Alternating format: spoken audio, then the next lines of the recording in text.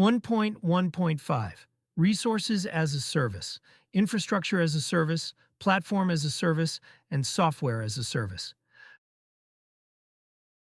We are now stepping into the part of the cloud where it stops being a vague idea and starts becoming something you can actually build with. To make sense of this, you only need one mental model. The cloud gives you capabilities instead of machines. And those capabilities come in three levels of abstraction: infrastructure as a service, platform as a service, and software as a service. Let's talk through them like engineers. We begin at the foundation: infrastructure as a service. Here the cloud gives you compute, networking, and storage, the raw building blocks, and you choose how they are used. Imagine Amazon EC2 or Azure Virtual Machines. You pick the operating system, you configure the runtime, you define the security rules, you choose the scaling approach. In other words, the provider keeps the hardware alive, and you decide how your workloads behave. It feels a lot like running your own servers, except without the physical headaches. That's why infrastructure as a service gives you flexibility and expects good architectural judgment. Now let's go one layer higher. Platform as a service. Here you don't think about servers at all. You don't install operating systems. You don't apply patches. You don't care about power, cooling, or physical networking. Your only job is to build applications. Think of it this way. Let's say you need a database. You don't want to set up machines, tune disks, handle replication, or worry about patching. On Amazon, you just use RDS. You run your queries, and they take care of backups and durability. Your mental energy goes into data design, not into machinery. Or take Azure. With App Service, you don't spin up virtual machines. You simply deploy your app, and the platform decides when to scale it. You're not talking to hardware. You're talking to the platform level. Google Cloud Run is another clean example. You hand it a container and the exact container you built and tested, and Cloud Run makes sure it's running, reachable, and highly available.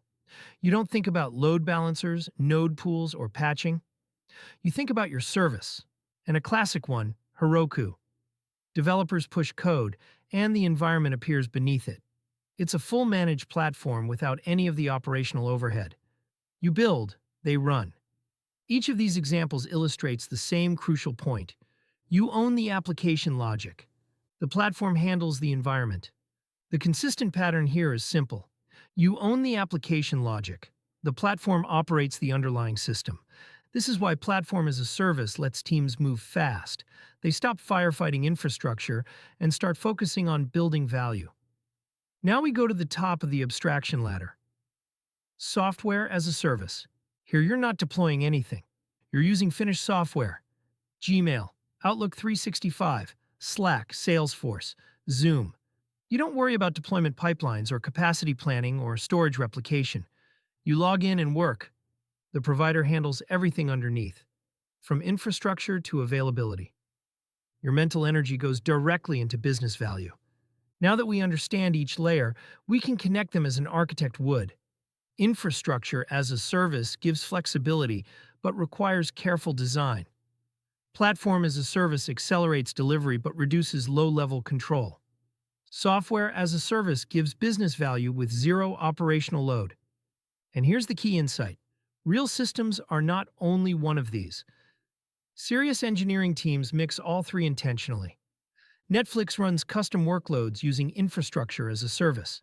They store mission-critical data in managed databases, platform as a service. And they run internal communication through Slack and Zoom, software as a service. Stripe does the same, GitHub does the same, Shopify does the same. This is not theoretical. This is industry reality. Now picture yourself in an interview.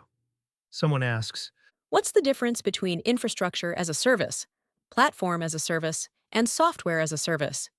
the high-level engineer doesn't memorize definitions. They explain structure.